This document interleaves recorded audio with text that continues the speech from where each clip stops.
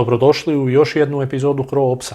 I danas je na redu isporuka tenkova T-72 Srbiji iz Rusije koja je započela proteklog tjedna.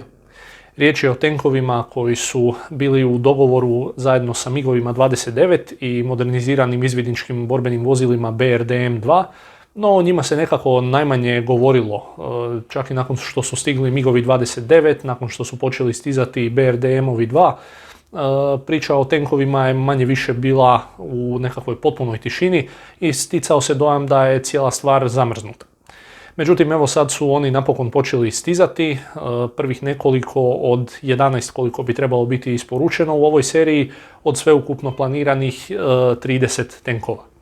Prema fotografijama vidi se dakle da je riječ o tenkovima T-72B1 MS, koji su neslužbeno nazvani i Bijeli orao, koji je pak modernizacija tenka T-72B i prvi put je predstavljena tamo negdje prije 7-8 godina kao mogući paket modernizacije.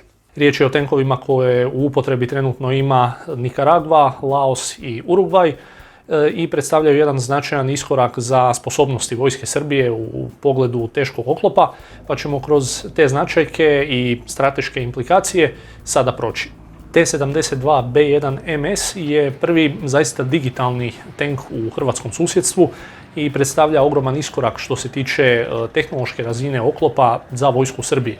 Naime, daleko je ispred M84 koji su u upotrebi u vojsci Srbije i donosi cijeli niz poboljšanja. Svi članovi posade imaju digitalizirana mjesta, od vozača sa kamerama koje poboljšavaju drastičnu vidljivost i time i upravljivost samog tenka, preko zapovjednika koji raspolaže i satelitskim navigacijskim sustavima, može raspolagati i sustavima upravljanja bojišnicom, vlastitom daljinski upravljanom oružnom stanicom od 12,7 mm, a ciljač ima novi sustav upravljanja paljbom. Ovdje je najbitnije što i ciljač i zapovjednik imaju svoje termalne ciljnike, odnosno zapovjednik ima nezavisni termalni ciljnik, što tenku omogućava da djeluje kao lovac ubojica. Odnosno zapovjednik može nezavisno tražiti i označavati ciljeve za ciljača koji ih onda redom uništava i prebacuje se odmah na idući. Ovi tenkovi će zapravo biti prvi tenkovi u hrvatskom susjedstvu koji raspolažu istinskom sposobnosti lovca ubojice.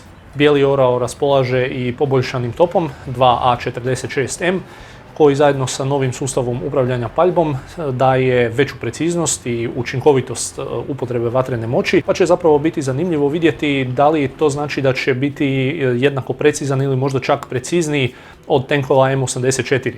Naime, kao što sam već i spominjao u predmetnim epizodama, M84 je uz sve svoje mane ima zaista izuzetno precizan sustav upravljanja paljbom. Još jedna važna sposobnost koju novi tenkovi donose u vojsku Srbije je upotreba laserski navođenih protuoklopnih raketa kroz cijev tenka.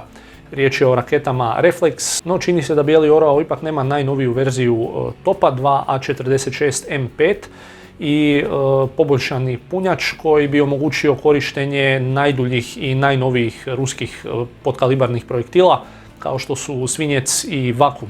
Tako da su to sredstva s kojima vojska Srbije najvjerojatnije ipak neće moći raspolagati. Termalni ciljnici i sposobnost lovac ubojica daju T-72B1 MS zaista ogromnu taktičku prednost nad svim tenkovima koji su trenutno operativni u susjedstvu Srbije. Kako M84 i njegove verzije, T-72, TR-85 koji se koristi u Rumunjskoj, pa i stariji Leopardi 2A4 koji su već isporučeni Mađarskoj. Zapravo, novi tenkovi vojske Srbije biti će osjetno inferiorni tek najnovijim Leopard 2A7 Plus tenkovima koji će biti isporučeni Mađarskoj. Oklopna zaštita Bijelog orla je značajno poboljšana u odnosu na M84, budući da je baziran na tenku T-72B koji je imao značajna poboljšanja u oklopu u odnosu na ranije verzije. A osim osnovne oklopne zaštite ima i eksplozivno reaktivni oklop Kontakt 1. Doduše riječ je o već zastarjeloj generaciji tog oklopa koja nije na razini novih ruskih eksplozivno reaktivnih oklopa kao što je Kontakt 5 i pogotovo Relikt, te predstavlja potencijalnu slabost s obzirom da Srbiji susjedne članice NATO-a raspolažu sa najnovijim verzijama protuoklopnih raketa kao što su Spike i Hellfire. S obzirom na to, bilo bi logično da se u nekom trenutku Kontakt 1 zamijeni sa naprednijim eksplozivno reaktivnim oklopom, pa možda i sa onim koji je Srbija razvila za potrebe projekta M84 AS1, odnosno najnovije verzije istog koja je prikazana prije nekoliko mjeseci. Ukupno planiranih 30 tenkova je dovoljno da se opreme otprilike 2 satnije, ali nedovoljno za jednu cijelu bojnu, barem po onome kako je ustrojena u vojsci Srbije.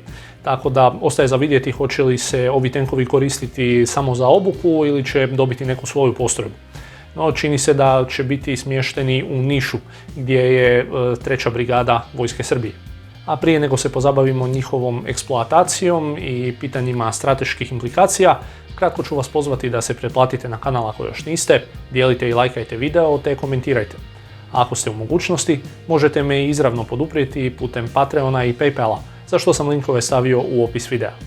Dakle, budući da se tenkovi isporučuju potpuno remontirani i modernizirani sa punom potporom, za očekivati je da će biti u mnogo boljem stanju, odnosno mnogo bolje održavani i daleko više raspoloživi od postojećih tenkova M84 u vojsci Srbije. Naime, oni već dugi niz godina pate od vrlo lošeg održavanja i male operativne raspoloživosti. To je posljedica manjka dovoljnog broja stručnih kadrova, izostanka kompletne dokumentacije za M84 kojom Srbija ne raspolaže, te problema s rezervnim dijelovima. Još jedan gorući problem za M84 je i veliki manjak posada, odnosno postoji dovoljno uvježbanih posada za tek nešto više od polovice od formalno 212 operativnih M84 u vojsci Srbije. Možda najvažnije pitanje je što će biti u budućnosti sa oklopnim snagama vojske Srbije. Hoće li se nabavljati dodatni brojevi T-72B1 MS, što bi onda omogućilo da se postupno počnu zamjenjivati M84 i povlačiti u pričuvu. Naime, na taj način bi Srbija osigurala tehnološki vrlo napredne oklopne snage po relativno niskoj cijeni, s kojima bi se daleko lakše koristila i ostvarila daleko veći učinak nego sa M84 i njihovom modernizacijom M84 AS1, od koje je bijeli orao bez sumnje bolji tenk. U konačnici najracionalnijim se čini potpuna zamjena M84 sa bijelim orlovima, iako je to dakako sveobuhvatan i dugotrajan projekt koji bi trajao možda i cijelo desetljeće i zahtijevao bi dakle potpunu tranziciju potpornog sustava logistike i doktrine sa M84 na T-72B1 MS, ali bi se u svakom slučaju s tehnološke i razine borbenih sposobnosti itekako isplatio. Iako ne bi pretjerano utjecao na suštinsku ravnotežu snaga u susjedstvu Srbije, budući da članice NATO-a kojima je okružena raspolažu sa 500-tinjak, raspolažu s više od 500 tenkova, ne računajući ove mađarske Leoparde koji još nisu isporučeni. Super je biti u obrambenom savezu i imati jamstvo kolektivne obrane, međutim povijest je mnogo puta do sada pokazala da je najsigurnije i najpouzdanije uzdati se u se i u svoje kljuse. Za Hrvatsku to znači da mora obratiti pažnju na ovaj razvoj i potencijalno buduće jačanje tehnološko oklopnih snaga vojske Srbije i u skladu s tim reagirati. To znači intenziviranje opremanja pješaštva sa protuoklopnim vođenim raketama Spike, kao i borbenih vozila Patria, čije 30 mm stanice također koriste rakete Spike, te nabavu dodatnog broja ovih stanica kako bi se veći broj Patria osposobio za protuoklopnu borbu. Jednako tako treba se intenzivirati i nabava protuoklopnih raketa Hellfire za helikoptere Kiowa Warrior, a od velikog značaja biti će i ustrojavanje 3. srednje brigade, koja bi trebala biti mehanizirana i kao takva također raspolagati značajnim protuoklopnim sposobnostima. Ovakav razvoj događaja također može poslužiti i da se savršeno iskristalizira očita potreba za nabavom namjenskih borbenih helikoptera kao što je Apache Guardian. Ipak je osnovno pitanje što s hrvatskim tenkovima M84 i A4. Jasno je da bi ih se u najmanju ruku moralo modernizirati i modernizacijski paket je već definiran u Đuri Đakoviću, no ukoliko će Srbija nabavljati veće količine bijelih orlova, ni moderniziranih 70 tenkova koliko Hrvatska ima u operativnoj službi u tenkovskoj bojni neće biti dovoljno za ostvarivanje nekakvog tehnološkog pariteta. U tom slučaju će se definitivno morati kupovati novi tenkovi kao što su njemački Leopardi 2 ili pak neka druga rješenja. Kao zanimljiv primjer tu možemo uzeti Poljsku koja razmatra nabavu više od 800 južnokorejskih tenkova K2 Black Panther, koji su možda i najnapredniji zapadni tenkovi trenutno u svijetu. Recite mi što vi mislite. Hoće li Srbija s vremenom zamijeniti sve 84-ke sa novim bijelim Orlovima? Da li će možda koristiti iskustvo njihovog korištenja za dodatno poboljšavanje modernizacija M84 ili nešto treće? Recite mi sve u komentarima.